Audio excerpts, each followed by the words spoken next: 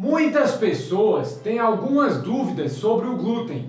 O que é? Faz bem? Faz mal? Posso consumir ou não? E neste vídeo eu vou explicar tudo o que você precisa saber para assim poder tomar sua própria decisão. Então relaxe, respire fundo, abra sua mente e vamos começar.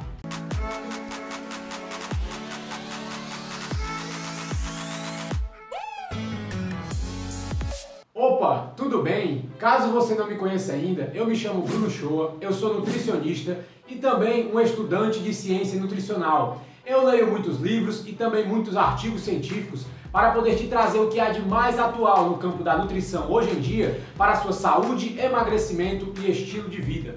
E no vídeo de hoje nós vamos discutir um pouco sobre o glúten. E aí, será que ele faz bem? Faz mal? Você deve consumi-lo ou não? Mas antes que você se esqueça, você já pode deixar o like aqui nesse vídeo, que já me motiva bastante a trazer ainda mais conteúdos para você. E também já me ajuda muito a levar essa informação ao maior número de pessoas possíveis. A palavra glúten vem do latim e significa cola. E é uma proteína composta que tem função adesiva. É ela que dá liga na farinha na produção de pães, massas, biscoitos, bolachas e pizzas. Quando você morde um muffin macio, um pãozinho ou uma massa de pizza, agradeça ao glúten. E na verdade, a maior parte dos derivados de pães macios e mastigáveis que temos disponíveis no mercado se deve àquela consistência boa e agradável de se mastigar justamente ao glúten. E ele também tem um papel fundamental na fermentação, fazendo o pão crescer, quando o trigo é misturado junto com o fermento. A maior parte das pessoas consome o glúten no trigo, porém ele pode ser encontrado em outros diversos tipos de grãos, como centeio e cevada. O glúten é um dos aditivos alimentares mais comuns do mundo e ele não é só utilizado em alimentos industrializados, mas também em produtos de higiene pessoal. É ele que ajuda a manter a textura suave em queijos cremosos, margarinas e condicionadores que espessam o cabelo e máscara de cílios que dão volume também dependem do glúten. E o glúten é uma proteína e algumas pessoas podem ser alérgicas ao glúten, como podem ser alérgicas a qualquer tipo de proteína. Mas ele não é uma molécula simples. Na verdade, ele é formado por dois grupos principais de proteínas, as gluteninas e as gliadinas. E nós podemos ter sensibilidade a cada um desses dois grupos, tanto o grupo das gluteninas quanto o grupo das gliadinas. Porém, o grupo das gliadinas também é subdividido em outros 12 subgrupos. E nós podemos ter alguma reação inflamatória, reação alérgica a cada um desses 12 subgrupos.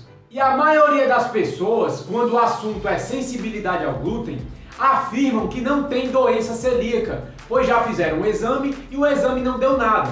Se você não sabe, quem tem doença celíaca é uma pessoa que tem extrema intolerância ao glúten. Porém, existe uma grande diferença entre sensibilidade ao glúten e doença celíaca. Se você fez um exame e deu que você não tem doença celíaca, não quer dizer que você não seja sensível ao glúten. O que você tem que compreender é que a doença celíaca é uma reação extrema à sensibilidade ao glúten. Então, quando uma pessoa, um determinado indivíduo, consome glúten e tem uma reação extrema a isso, ele é classificado tendo doença celíaca. Porém, algumas pessoas não têm uma resposta tão grave ao glúten, mas mesmo assim são intolerantes, porém em um nível mais baixo. A doença celíaca é quando uma reação alérgica ao glúten causa dano ao seu intestino delgado, especificamente no intestino delgado. E essa é uma das reações mais graves que se pode ter ao glúten.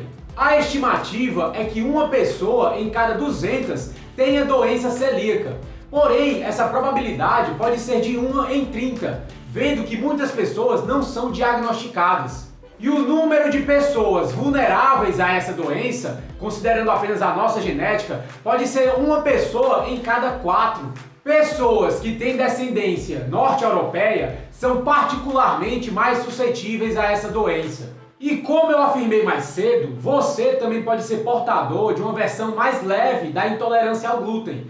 E com isso você acaba consumindo glúten, não sente nada aparentemente, porém a inflamação no seu corpo está ocorrendo por conta do glúten. Então, na hora, você não consegue correlacionar alguns problemas que você tem, como dores de cabeça, cansaço, enxaquecas, entre outros, com o glúten, porque na hora que você come não dá nenhum problema. E a doença celíaca não ataca apenas o intestino. Uma vez desencadeado esse processo que provoca essa doença, a sensibilidade ao glúten é uma condição que pode durar a vida toda, podendo afetar a pele e as membranas mucosas, além de provocar úlceras na boca. E outra coisa que nós temos que compreender sobre a sensibilidade ao glúten é que ela pode atingir qualquer órgão do nosso corpo, mesmo que o nosso intestino delgado seja totalmente poupado. E dessa forma, mesmo que você não tenha doença celíaca propriamente dita, que ataca o intestino delgado, você pode ter uma sensibilidade ao glúten, um outro tipo de doença celíaca que ataca alguma outra parte do seu corpo, como por exemplo o seu cérebro. Então o seu corpo no geral está em perigo caso você tenha essa sensibilidade ao glúten e não saiba. A sensibilidade que nós temos a alimentos no geral costuma afetar o nosso sistema imunológico. O que também pode acontecer é faltar no nosso corpo algumas enzimas que servem para digerir os ingredientes de alguns certos tipos de alimento. E no caso do glúten, a sua característica colante, que eu citei mais cedo, que dá consistência a massas, pães, biscoitos e bolachas, interfere na quebra e na absorção dos nutrientes. E como o glúten pode atrapalhar a quebra e a absorção de alguns tipos de alimento, vai ficar um resíduo desses alimentos no seu intestino e vai ativar o seu sistema imunológico e vai fazer com que o seu corpo ataque as células da parede do seu intestino delgado. Quem sofre desses sintomas se queixa muito de dores abdominais, náusea, diarreia, prisão de ventre e incômodo intestinal. Algumas pessoas, porém, não sofrem nenhum problema gastrointestinal, mas mesmo assim elas podem estar sofrendo um ataque silencioso em alguma outra parte do corpo, como por exemplo o seu sistema nervoso. E o que acontece é que quando nosso corpo reage negativamente a algum alimento, para poder controlar os danos, ele envia moléculas inflamatórias mensageiras, que vão rotular essas partículas de alimento como sendo inimigas. E isso, por sua vez, faz o nosso sistema imunológico enviar constantemente substâncias químicas inflamatórias. E esse processo, muitas vezes, danifica os tecidos, compromete a parede do nosso intestino, que causa um problema denominado intestino permeável. E quando você sofre de intestino permeável, você se torna altamente suscetível a ter outras intolerâncias alimentares no futuro. E esse processo inflamatório constante no seu corpo também aumenta a chance de você desenvolver doenças autoimunes, que são doenças onde o seu corpo ataca as próprias células do corpo, achando que são invasores. E os processos inflamatórios no nosso corpo, que são a causa de muitos problemas no cérebro também, acontecem quando o nosso corpo reage a alguma substância estranha no nosso organismo. Quando os anticorpos do nosso sistema imunológico entram em contato com alguma proteína ou algum antígeno que nós possamos ser alérgicos, isso gera um efeito cascata inflamatório no corpo. E isso vai liberar uma série de substâncias químicas nocivas chamadas citocinas. E a sensibilidade ao glúten, especificamente, é causada por altos níveis de anticorpos contra a gliadina, que é uma das proteínas que constituem o glúten, que eu citei mais cedo. E assim, quando um anticorpo se combina com essa proteína, a gliadina, cria-se um anticorpo antigliadina. E isso vai ativar genes específicos de um tipo especial de célula imunológica do nosso corpo. E quando esses genes são ativados, o nível de citocinas inflamatórias aumenta no organismo e pode atacar o nosso cérebro. Essas citocinas danificam tecidos e também deixam o cérebro vulnerável a disfunções e também doenças. E principalmente se o ataque é contínuo, se a produção dessas citocinas é constante no seu corpo. O que vai acontecer se você for sensível, não souber e comer glúten a toda hora sem saber que está sofrendo com isso. E outro problema que pode acontecer é que esses anticorpos anti-gliadina, que são formados quando você consome glúten, podem se ligar a proteínas específicas do nosso cérebro, que se parecem com as proteínas gliadinas que estão no glúten. O grande problema é que esses anticorpos antigliadinas não sabem distinguir um do outro, não sabem distinguir a proteína do cérebro e a proteína gliadina do glúten, porque são muito parecidos. Então ele pode acabar atacando o seu cérebro achando que está atacando a gliadina do glúten.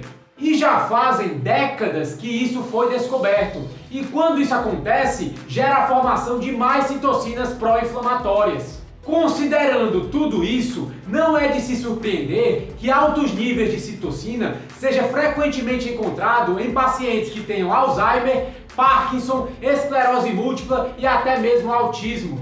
Como relatou em 1996, num artigo da revista Lancet, o professor inglês Marius Hadjivassiliou, um dos mais respeitados pesquisadores na área do cérebro e sensibilidade ao glúten. Ele cita: nossos dados sugerem que a sensibilidade ao glúten é comum em pacientes com dores neurológicas de causa desconhecida. Isso pode ter significância etiológica. E ele ainda afirma que a sensibilidade ao glúten pode ser primordialmente e às vezes exclusivamente uma doença neurológica. Em outras palavras, ele afirma que pessoas que têm sensibilidade ao glúten podem ter disfunções cerebrais sem ter nenhum problema gastrointestinal. E é por essa razão que ele testa sensibilidade ao glúten em todos os seus pacientes que apresentam transtornos neurológicos inexplicáveis. O Dr. Hadjivassiliou e seus colegas colocaram os fatos em um texto de 2002 para o Journal of Neurology, intitulado Gluten Sensitivity as a Neurological Illness, a sensibilidade ao glúten como doença neurológica. Ele cita: levou-se quase 2000 anos para se reconhecer que uma proteína alimentar comum, introduzida na dieta humana de forma relativamente tardia em termos evolutivos, cerca de 10.000 anos atrás, pode produzir doenças no ser humano, não apenas no intestino, mas também na pele e no sistema nervoso. Inúmeras manifestações neurológicas de sensibilidade ao glúten podem ocorrer sem envolvimento do intestino. E por isso, os neurologistas precisam se acostumar com as manifestações neurológicas mais comuns e as formas de diagnosticar a doença.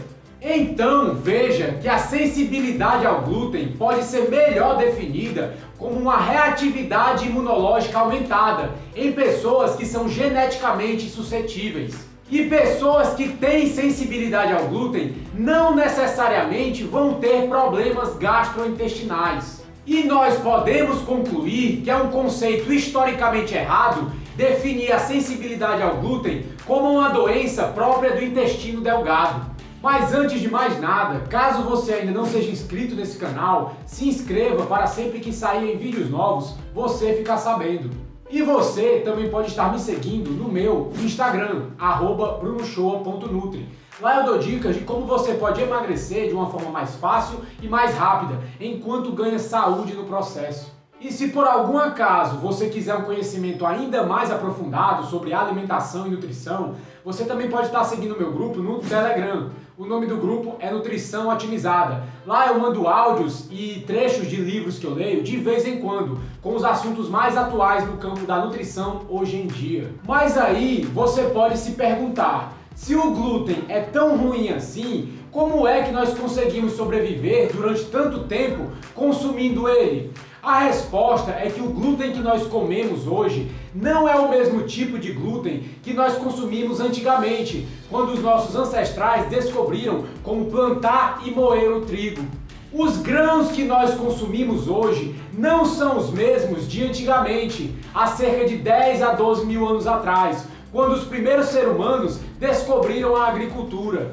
Desde o século XVII, quando Gregor Mendel publicou seus famosos estudos, cruzando plantas diferentes para chegar a novas variedades, nós nos aprimoramos na mistura e cruzamento de cepas para criar os mais variados grãos. Por mais que a nossa genética e a nossa fisiologia humana não tenha mudado muito se comparado com as dos nossos ancestrais, que viveram há 12 mil anos atrás, a nossa alimentação mudou drasticamente nos últimos 50 anos. A indústria alimentícia moderna e também a bioengenharia genética nos permitiram produzir grãos hoje em dia com até 40 vezes mais glúten que os grãos que nós comíamos há 12 mil anos atrás. Se essa mudança foi intencional, com o intuito de aumentar a produtividade ou então de atrair mais o paladar do consumidor, não me vem discutir isso nesse vídeo, mas o fato é que os grãos que nós consumimos hoje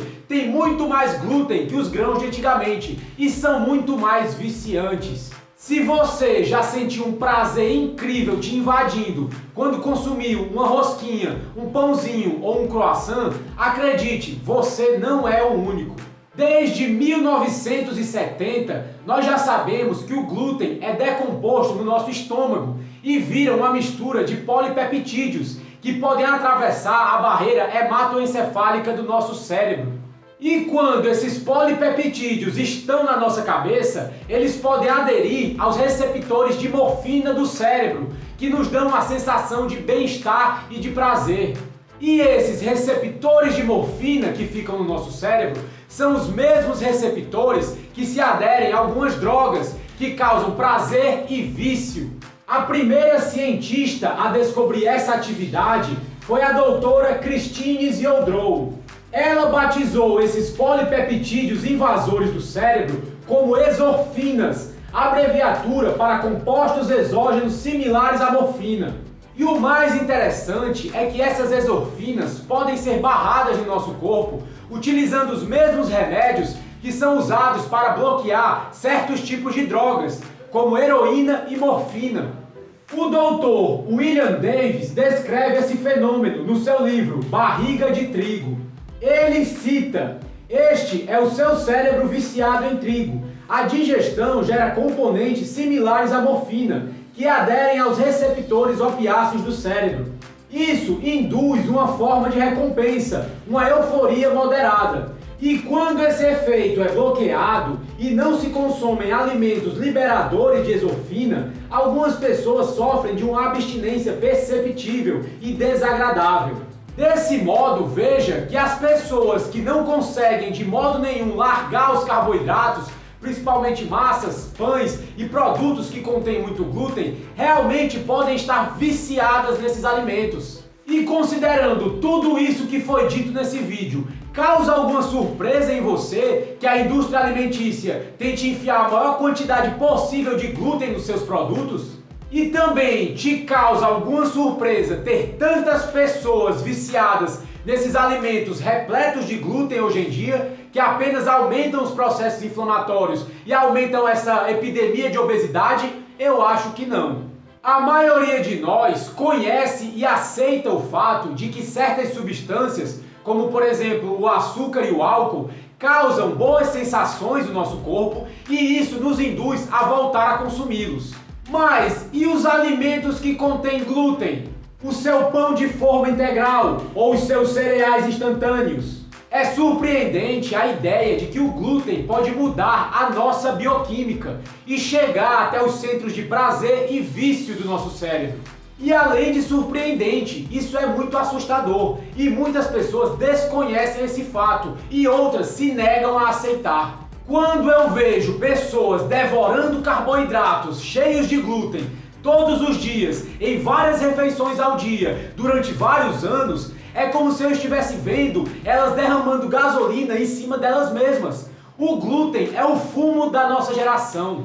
Não apenas a sensibilidade ao glúten é muito maior do que nós percebemos, causando dano em potencial em algum grau que nós não saibamos.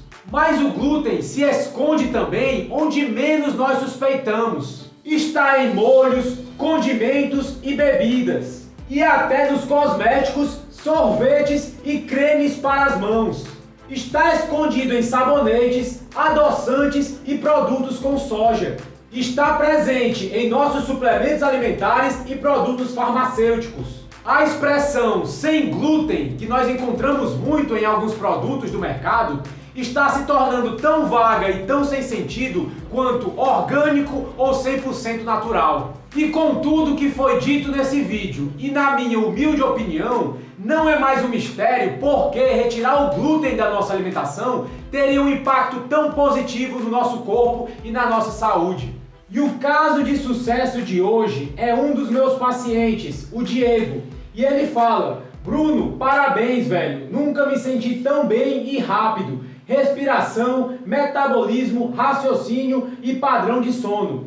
E é isso que acontece quando você aplica a melhor ciência nutricional para o seu emagrecimento e a sua saúde. Bem, pessoal, mas por enquanto é isso. Eu espero que esse vídeo tenha te ajudado de alguma forma, tenha aberto seus olhos sobre a questão do glúten e você possa tomar sua própria decisão e decidir se realmente vai continuar consumindo alimentos com glúten ou se vai deixar de consumi-los. A escolha sempre é sua.